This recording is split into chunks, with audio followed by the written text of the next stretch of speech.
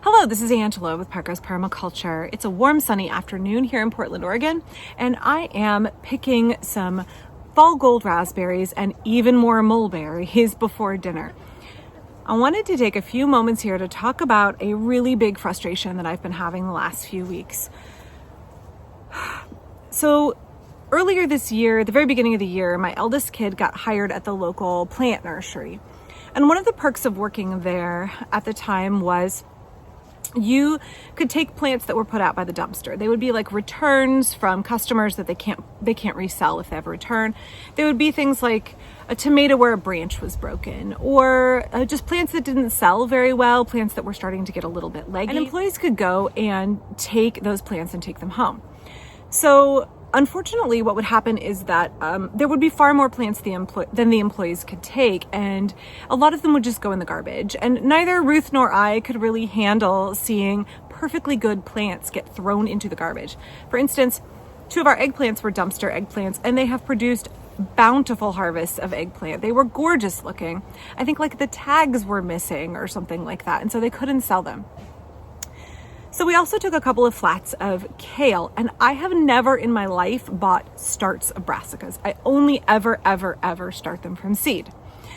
But I thought these are so beautiful and they're not the same varieties that I have at home, and I will just go ahead and put them in the garden and see how they do.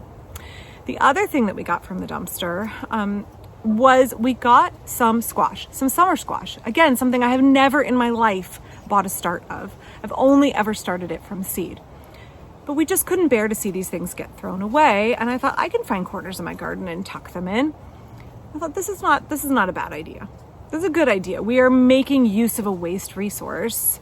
We are taking a waste product and converting it into a yield of food.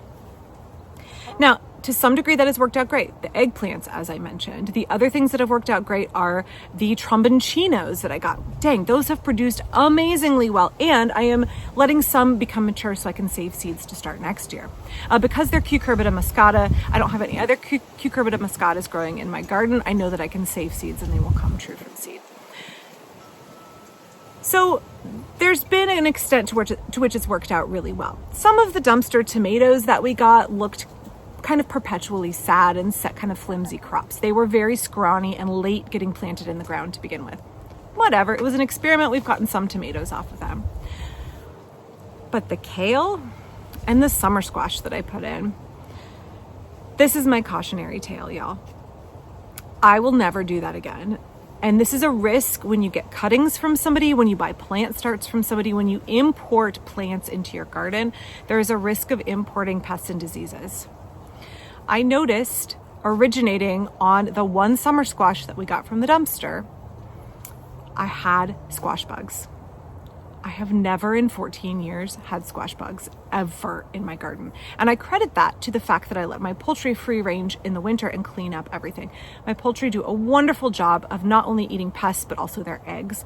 And I don't have that many insect pests in my garden as a result. Poultry are incredibly efficient, especially if you are careful how much feed you give them and give them an incentive to free range. The other issue is that I have whiteflies. So let me show you what that looks like real quick. So let's take a look in here. Never in 14 years on this property have I had whiteflies before. Never. Now, you can argue that this was a very difficult year with a lot of stressors. By the way, flies are attracted to the whiteflies. So if you see a lot of house flies congregating on your plants, you might check and see if you have whiteflies as well. This will all have to get cut way back and dealt with. I think it's a combination of my plants being a little stressed despite the fact that this tree color is extremely happy. And just the fact that I've never had brassicas that I got as a start before. I've always started them from seed. And this year we took some out of the dumpster at my kids' work. Now, a friend of mine had warned me last year. She had gotten starts from somebody and had imported whiteflies into her garden. And I thought, well, gosh, I've never had whiteflies. My brassicas are always really big and strong and healthy, and it's never been an issue. And lo and behold, I have them this year. So the only thing I can think is that that flat of kale that I brought into the garden had whiteflies or their eggs or both on it. This is a risk when you import things from outside your garden. In fact, the second year that I ever had this garden, we got late blight on our tomatoes. Late blight is very rare where I live. When we lived in Missouri and would grow tomatoes, like you knew to be aware that late blight could be an issue. But in the Pacific Northwest, it's just not something that we get. And it turned out that most gardeners in Portland had their tomatoes struck with late blight, which is carried on the breeze. It's very easily transmissible from plant to plant. And the source was shown to be a big box hardware store's tomatoes that were started down south, shipped up here, brought late blight to the area. And we had a cool year with an early rainy fall, and it was disastrous. I lost all of my tomatoes. They turned to black slime over the course of just a few days. Same with all of my neighbors, everybody around me. It was in all the gardening groups. And that was a disease that originated in imported plants that people bought in the garden center. So that is always a risk. I usually do not start my tomatoes from seed. I buy starts from reputable suppliers. But I feel like this year I thought I was doing a good thing. And in some respects I was. Lots of extra tomatoes, extra winter squash, extra tramonchino, extra eggplant.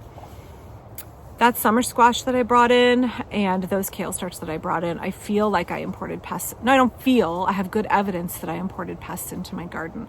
So I just want that to be a cautionary tale for you all. In fact, my daughter, when she was working at the plant nursery, before they laid off like 40% of their workforce, when she was working there, she said, like, there's all kinds of pests and diseases that I see on plants here that I don't see in our garden. I'm actually having to learn a lot of new pests that I haven't encountered before.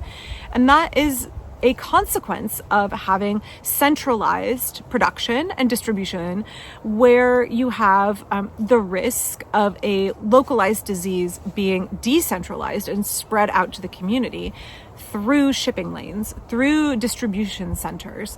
That is a risk that you incur. So I don't know if you've ever had experiences like this where you would not do it again. For me, I'm going to have to now dutifully work to restore balance and deal with the whitefly problem in my garden and squish every squash bug I can find. And in the winter, turn all of my poultry out into the annual garden beds for a long period of time. If you have thoughts or experiences, I'd love to hear it. If you have cautionary tales, if you have a device, as always, please share in the comments with everybody else. That would be super helpful. But for me, I just wanted to share that warning with you all about the risks and whether you want to take that risk for the next year. For me, it's not going to be worth it to do that again. The yield here, even though I have now had to deal with pests in the garden, the yield, if we're looking at the permaculture principle obtaining yield, is that I have learned a really good lesson and I won't be repeating it. So thank you for watching. Please check out my Patreon down below. I also have a Venmo and a PayPal. Those are great ways you can support this channel.